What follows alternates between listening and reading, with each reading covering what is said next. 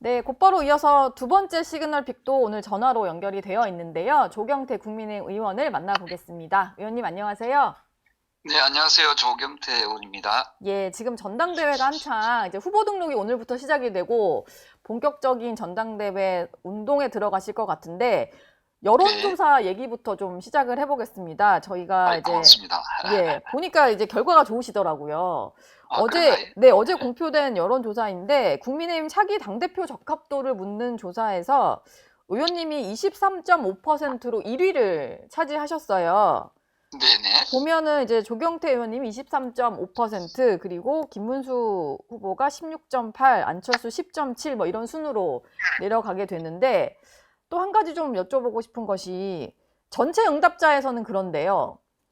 국민의힘 지지층으로 가게 되면 또 순위가 완전히 역전이 돼서 김문수 후보가 34.9로 제일 높고 그 다음이 장동혁 의원으로 가고 의원님이 또 3위로 내려가시더라고요. 이건 좀 네네. 어떻게 봐야 됩니까? 당심과 민심이 좀 반대로 가는 것 같아요. 지금 그 일부 여론조사 보면은 우리 당이 그 지지율이 한 10%대에 머물고 있는 지지율을 보이고 있지 않습니까? 예, 근데 거의 뭐 80% 이상이 지금 국민의힘에 대해서 부정적으로 생각을 하고 있습니다. 예, 자, 그렇다면은 이 당심이 민심을 왜곡시켜서는 안 된다 이렇게 보거든요. 네, 궁극적으로 우리 당 이름이 국민의힘이라는 당이잖아요. 그쵸. 국민들의 목소리를 좀 더 귀를 기울이는 그런 정당이 되어야 된다 보고 있고요. 네, 이 방송을 듣고 계시는 국민의힘 지지자 여러분께서도 진정 국민의힘을 살리려면은 우리 당이 수구적으로 가는 그런 것을 막아주셔야 됩니다. 네, 극우화되는 것을 막아주셔야 됩니다. 예. 좀 변화해야 된다는 것을 봤을 때 국민들로부터 가장 지지를 많이 받는 사람이 당대표가 되는 것이 이러한 위기를 좀 극복할 수 있지 않을까 이런 생각을 합니다. 민심이 나타나는 걸 보면 또 당심이 움직일 수도 있으니까 저희가 여론조사를 한번 여쭤봤고요. 감사합니다. 네, 의원님께서는 지금 전당대회에서 혁신 후보 단일화를 좀 제안을 하고 계시잖아요. 네네. 근데 공개적으로 뭐 호응하는 의원은 일단 없는 것 같고 혹시 뭐 뒤에서라도 응답을 하는 후보들이 좀 있나요? 제가 내세운 그 혁신 후보 단일화는 굉장히 좀 필연적이고 필수적이어야 된다 보고 있습니다. 왜냐하면 우리가 혁신 후보가 분열이 되어서 만약에 극우화되어 있는 그런 세력들이 당권을 쥐게 되면은 우리 당은 미래가 없다 이래 보거든요. 예, 다소 물론 개개인적인 어떤 마음가짐은 다르겠지만 그 작은 차이를 좀 극복을 하고 서로가 좀 이번에는 헌신한다는 그런 자세로 상당히 절박한 마음으로 혁신 후보의 단일화를 이루어내야 된다 이렇게 보고 있습니다. 예. 근데 주진우 의원 같은 경우는 일단 혁신 후보 단일화에는 동의를 하지 않고 있거든요. 공개적으로도 본인은 참여하지 않는다라고 했는데 주진우 후보는 혁신 후보라고 할 수 없는 거 아닙니까? 탄핵에 찬성하지 않는 후보가 어떻게 혁신 후보가 될 수 있습니까? 그래도 계엄해제 표결에는 또 참석을 하셨는데요. 그게 말이 안 되는 거지. 우리 국민학교, 중학교 수준도 안 되는 국회의원들이 무슨 국회의원이라 헌법기관이라고 할 수 있습니까? 예. 계엄을 반대했으면 당연히 탄핵에 찬성하는 것이 맞지 않습니까? 계엄이랑 탄핵을 위헌적인 구별할 게 아니고, 네. 네, 불법적이고 위헌적인 비상계엄을 했던 대통령이라고 하면은 당연히 처벌을 받아야 되지요. 예. 대통령 자격이 있습니까? 저는 저 법률 전문가들, 우리 당에 판검사 출신이 많이 계시잖아요. 예. 저는 이공계 출신입니다. 네. 저는 법을 그분들이 더 잘 알고 있다고 보는데, 죄를 지은 사람한테는 벌을 줘야 되는 거 아닙니까? 네. 아무것도 없는 것처럼 넘어간다. 이것은 저는 아닌 것 같은데요.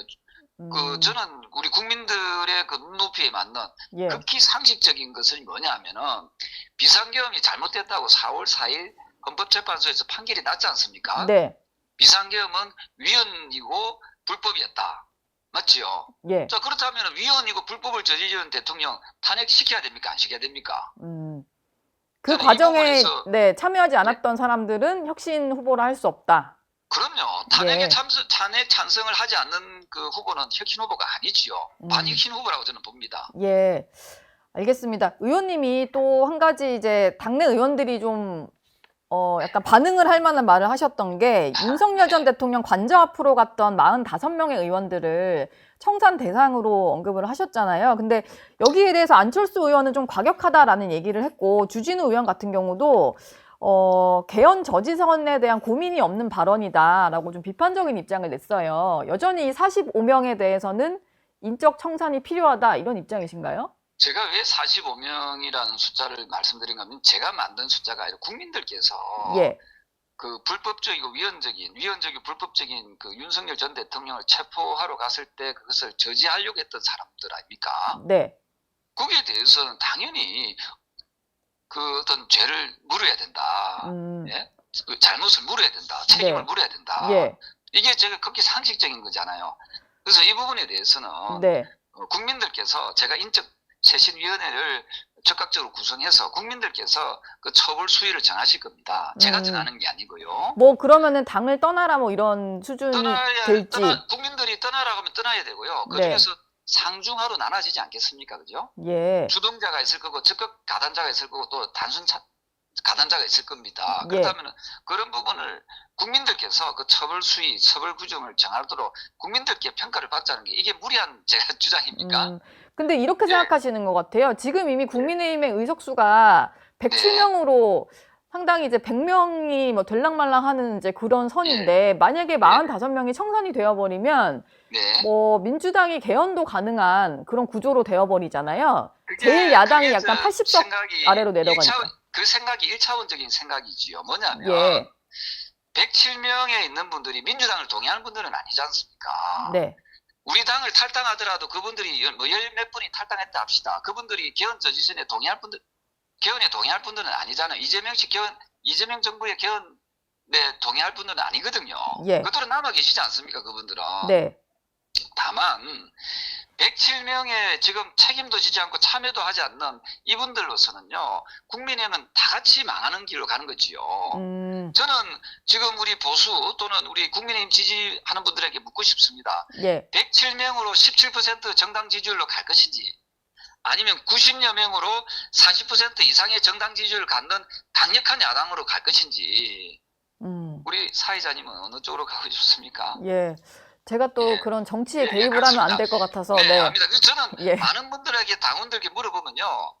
의석수가 다소 작더라도 강력한 야당, 국민의 지지를 많이 받는 그런 야당이 되어야만이 희망이 있다 이런 말씀하시거든요. 네, 그리고 저는 또 가격한 사람이 아닙니다. 저는 그 굉장히 혈액형이 A형이고 예. 상당히 내성적이고 착한 사람입니다. 아, 그러시군요. 예, 이런 사람이 이런 이야기를 하는 것은 그만큼 국민들이 국민의힘을 상당히 이 국민의 짐으로 생각하고 네, 어떤 분들은 국민에게 도전하는 국민의 적으로 생각할 정도로 그러니까 여론조사 보면은 지지율이 계속 떨어지는 거 아니겠습니까? 우리 당을 네, 지켜내자는 예. 저 진정한 그 어떤 마음에서 나오는 말씀이다 이렇게 보면 되겠습니다. 근데 당장 이거를 또 뭐 박찬대 민주당 의원 같은 경우는 뭐 본인이 당대표 되면 이 45명의 국민의힘 의원 그리고 거기다가 후보 교체 시도했던 지도부 3명을 형사 고발하겠다라고 얘기를 하고 특히 또 45명에 대해서는 제명하겠다라는 얘기까지 하잖아요. 그래서 일각에서는 너무 이제 민주당이 좋아할 만한 얘기 아니냐 뭐 그러니까 이런 말씀도 하세요. 민주당의 박찬대 의원은 저한테 예. 이거 이야기해도 45명에 대해서 이야기해도 되느냐 안 되느냐 물어보고 하라십시오. 제가 먼저 했던 이야기 아닙니까? 예. 네. 그리고 이 제명까지 가는 것은요. 이거는 예. 좀 너무 심하다. 음. 예. 그리고 45명을 거론하는 것은 뭐 본인들이 이야기해도 되지만 이 네. 부분은 국민들한테 평가를 맡겨야 된다라고 생각을 합니다. 민주당이 할 게 아니라 국민들의 평가를 받게 해야 된다. 그리고 이걸 정치적으로는 이용하지 마라. 네. 예. 이 중에서 또 뭐 지나치게 45명을 다 제명하자 이런 표현은요. 네. 이건 좀 많이 나간 표현이다. 물론 거기서 사법적으로 이렇게 뭐 어쩔 수 없이 지금 내란 특검을 하고 있지 않습니까? 예. 그러면 거기에 실질적으로 문제가 있는 의원들은 좀 처벌을 받겠지만 또 이거는 사항을 좀 지켜봤으면 좋겠다 하는 네. 거고요. 다만 제가 드리고 싶은 말씀은 국민의힘은 민주당이나 특검보다도 더 우선 국민들의 뜻에 동의해서 선제적으로 대응하자. 이런 표현을 제가 쓰고 싶습니다. 그래서 강력한 우리가 혁신을 하지 않으면 네. 계속해서 민주당의 어찌 보면은 공격거리가 된다, 빌미를 제공한다 네. 이런 의미에서 우리가 좀 더 깔끔하게 예. 혁신을 하겠다는 게 저의 생각입니다. 지금 내란 특검 얘기를 하셔서 좀 여쭤보는 건데요. 안철수 의원이 내란 특검 출석 요구를 이제 참고인 신분으로 나와서 좀 조사를 받아달라는 출석 요구를 받았는데 네. 이거에 대해서 내란 정당 낙인 시도다. 그래서 불응하겠다라고 밝히셨거든요. 그거는 아닙니다. 왜냐하면 예. 지난번에 비상계엄 해제했을 때 네. 우리 국민의힘 소속은 17명밖에 안 갔지 않습니까? 예.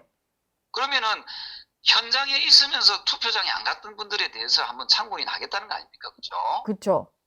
안철수 의원이 비상계엄 해제하는 날 표결에 참석했습니까? 안 했습니까? 그때 뭐 들어오는 게 늦어져서 못 가셨다라고 했죠. 아니죠. 저는 그런 것을 확인을 하겠다는 거지요. 예. 왜 안 왔는지 표결에. 오히려 표결에 표결에 불참하지 안 왔기 않았습니까? 때문에 참고인이 된 거다. 이렇게 보시는군요. 저는 그 이유는 모르겠는데요. 예.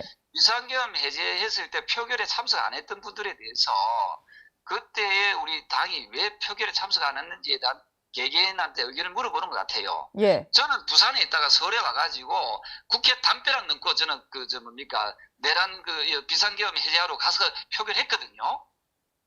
그쵸. 저는 네. 조경태는 이름이 있잖아요. 표결에 찬성한 거. 네. 그래서 조경태는 안 부르는 것 같아요. 연락이 없으시군요.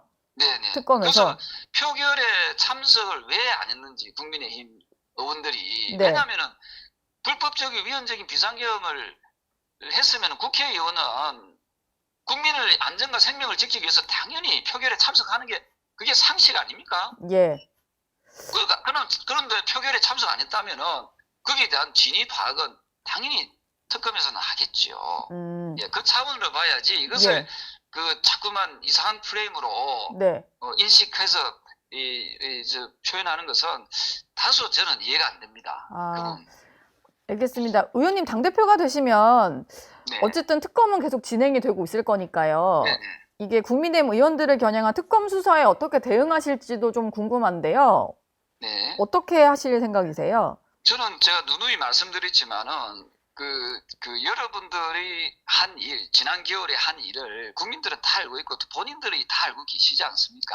예. 그렇다면은 특검 수사의 대상이 되는 분들 중에서 내가 이런 혐의에 의해서 수사받는 거라는 본인이 잘 아실 거란 말이죠. 예. 그렇다면 우리 국민의힘 정통 보수인 국민의힘의 방패막이로 뒤에 숨어 있지 말고 네. 이분들이 당당히 수사에 응해야 되고요. 예. 또한 우리 당에 해가 된다고 판단되면요, 우리 당을 나가주십사 하고 제가 정중히 부탁드리지 않았습니까? 네.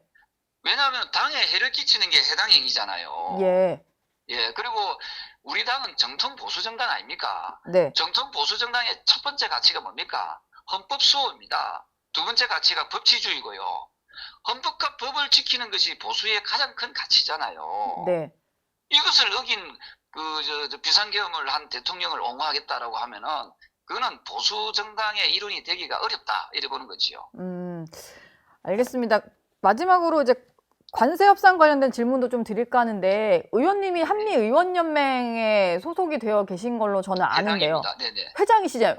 네. 근데 이번에 미국은 같이 안 가셨더라고요. 네, 이번에 제가 이 당이 어려워서 제가 미국으로 못 갔습니다. 예, 예. 그러셨군요.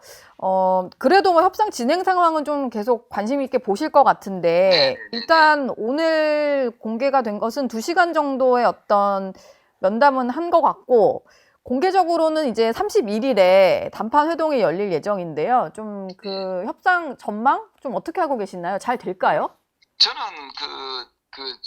트럼프 대통령이 사업가 기질이 있는 분 아닙니까? 예. 그렇다면 우리가 수세적으로 이 협상에 임하면 협상이 저는 깨진다 보거든요. 네. 트럼프 대통령이 뭘 원하는지를 우리가 미리 알고 선제적으로 대응해야 된다. 네. 그래서 일본이 이번에 쌀하고 일부 농산물 추가 개방하면서 관세율을 25에서 15% 낮췄지 않습니까? 네. 그다음에 우리가 국익에 도움될 수 있는 게 어떤 협상이 좋을 것인지를 저는 그걸 정확하게 알고 또 그런 것을 우리가 먼저 선제적으로 제안을 해서 네. 이런 관세율을 이렇게 낮추는 일본 수준으로 낮추는 그런 어떤 전략이 필요하다. 우리가 수세적으로 밀려서 뭐 통사정하듯이 해가지고는 저는 트럼프 대통령에 통하지 않는다 보거든요. 예. 그래서 이런 부분에 대해서 좀 더 과감한 어떤 부분이 필요하다. 예를 들면 네. 알래스카의 그 가스전 LNG 그 개발이라든지 이런 부분에 대해서도 우리가 좀 더 적극적으로 네. 국익에 도움된다라고 하면은 함께 우리가 좀 선제적으로 논의하고요.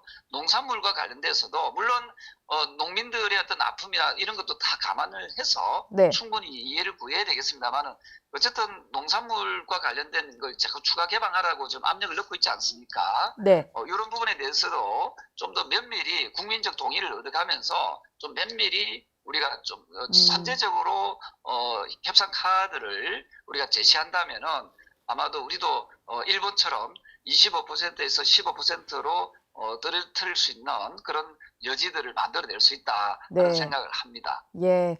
알겠습니다. 지금까지 국민의힘 조경태 의원과 얘기 나눴습니다. 오늘 말씀 감사합니다. 네, 고맙습니다. 네.